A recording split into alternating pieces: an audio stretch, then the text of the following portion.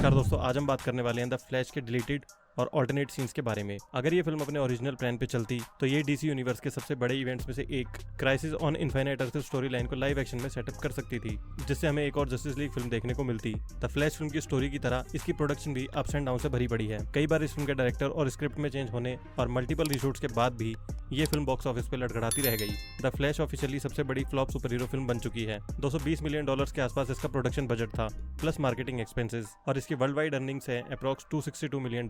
अब इस फिल्म को थिएटर से जितना पैसा कमाना था वो कमा चुकी है। अब ये जो भी अर्निंग्स करेगी वो इसके डिजिटल और ब्लू-रे रिलीज पे डिपेंड करता है। काफी मूवीज के एग्जांपल हैं जो थिएटर पे अच्छा परफॉर्म नहीं कर पाती, लेकिन अपने डिजिटल रिलीज के जरिए थोड़ा ज्यादा इंप्रेशन छोड़ जाती हैं। ये फिल्म रिसेंटली ब्लू-रे पर रिलीज की गई, जिसके बाद से हमें कई डिलीटेड और ऑल्टरनेट सीन्स देखने को मिले। द फ्लैश फिल्म में बहुत पोटेंशियल था, लेकिन ये फिल्म स्टूडियो पॉलिटिक्स और डीसी लीडरशिप में हो रहे बार बार चेंजेस की वजह से इस फिल्म को सफर करना पड़ा। वार्नर ब्रदर्स हमेशा से ही फ्लैश पॉइंट स्टोरी लाइन के साथ फ्लैश मूवी को शुरू करना चाहते थे, लेकिन मेरे हिसाब से अगर सिर्फ DC animated movie the flashpoint paradox को frame by frame live action में कन्वर्ट कर देते तो भी ये बहुत बड़ी हिट बन सकती थी। तो चलिए अब करते हैं इस फिल्म की ओरिजिनल एंडिंग्स और ऑल्टरनेट सीन्स के बारे में डिटेल में बात। Number 1, original ending. इस वक्त वॉल्टर हमाडा डीसी फिल्म्स के इंचार्ज थे और बेन एफ्लेक बैटमैन को माइकल कीटन और हेनरी कैविल सुपरमैन को साशा कैले सुपरगर्ल से चेंज करने का आइडिया वॉल्टर हमाडा का ही था। तो इस एंडिंग में जब बैरी अपने फादर को अपनी मॉम के मर्डर केस से फ्री करा के कोर्ट से बाहर निकलता है तो उसे वो माइकल कीटन ब्रूस वेन के साथ साथ साशा कैले सुपरगर्ल मिलती है, जबकि ये फ्लैश पॉइंट टाइमलाइन में मारे गए थे। लेकिन बैरी ने जो टोमेटो कैन से छेड़छाड़ की थी उसी की वजह से ये दोनों भी बच गए थे, जिसके बाद से माइकल कीटन और साशा कैले ही डीसीयू में मेन बैटमैन और सुपरगर्ल रहते। इसके बाद कीटन्स बैटमैन बैटगर्ल फिल्म में बारबरा गॉर्डन के मेंटोर के रोल में भी दिखते और फ्यूचर में हमें बैटमैन बियॉन्ड फिल्म भी देखने को मिलती। लास्ट में जेम्स गन और पीटर साफरान के हाथ में डीसी लीडरशिप आई और उन्होंने ये सारे प्लान्स कैंसिल कर दिए, जिसके बाद वो चीजों को अपने हिसाब से चेंज करने लगे और इस फिल्म की एंडिंग में हमें माइकल कीटन की जगह जॉर्ज क्लूनीज ब्रूस वेन देखने को मिला।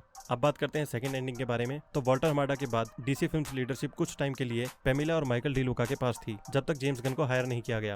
उस टाइम पे द रॉक हेनरी कैविल को वापस डीसीयू में ले आए थे, जो हमने ब्लैक एडम के पोस्ट क्रेडिट सीन में भी देखा। तो इस सेकंड एंडिंग में कोर्ट रूम के बाहर हमें Henry Cavill Superman, Gal Gadot Wonderman के साथ साथ सुपरगर्ल और माइकल कीटन्स बैटमैन भी देखने को मिलने वाले थे। Number 3, Ben Affleck post credit scene. Walter Hamada के प्लान के बाद एक ऑल्टरनेट पोस्ट क्रेडिट सीन भी था, जहां बैरी अपने फादर को बचाने के बाद जब अपने घर पहुंचता है तो टीवी पे उसे बेन एफ्लेक बैटमैन का एक मैसेज मिलता है, जिसमें वो फ्लैश को बताता है कि वो दूसरे जस्टिस लीग मेंबर्स के साथ मल्टीवर्स में कहीं फंस गया है। इस सीन से द फ्लैश 2 को सेटअप किया जाता, जिसमें बैरी कीटन के साथ मिलके इन सबको बचाने की कोशिश करता।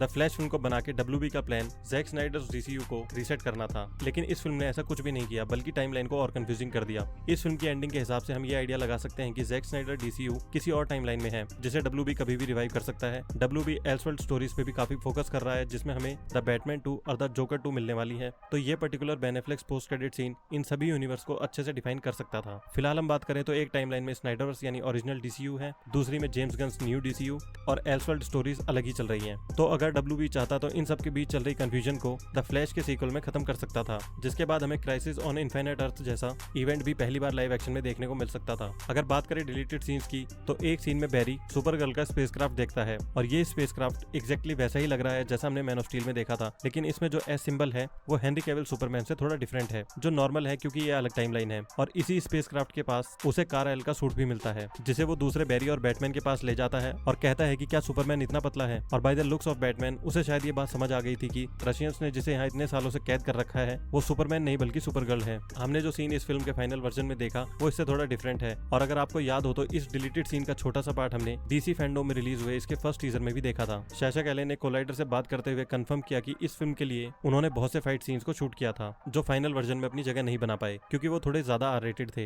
लेकिन हो सकता है जैसे बाकी सीन्स हमें देखने को मिल रहे हैं, ये सीन भी कभी ना कभी ऑनलाइन रिलीज किए जाए। वैसे डब्ल्यूबी को ये डिलीटेड और ऑल्टरनेट सीन इसकी डिजिटल और ब्लू-रे रिलीज के साथ रिलीज कर देने चाहिए थे, जैसे बाकी स्टूडियोज करते हैं, तो शायद लोग थोड़े और इंटरेस्टेड हो जाते इस फिल्म को देखने के लिए। और जिन्होंने इस फिल्म को थिएटर्स में देखा था वो भी इसके ब्लू-रे वर्जन को परचेज करने की सोच सकते थे। इसके अलावा एक डिलीटेड सीन और था जिसमें बैरी बैटमैन के रिटायरमेंट के बारे में बात करता है, जिससे हमें पता चलता है कि इस बैटमैन की रिटायरमेंट की वजह कुछ और ही है।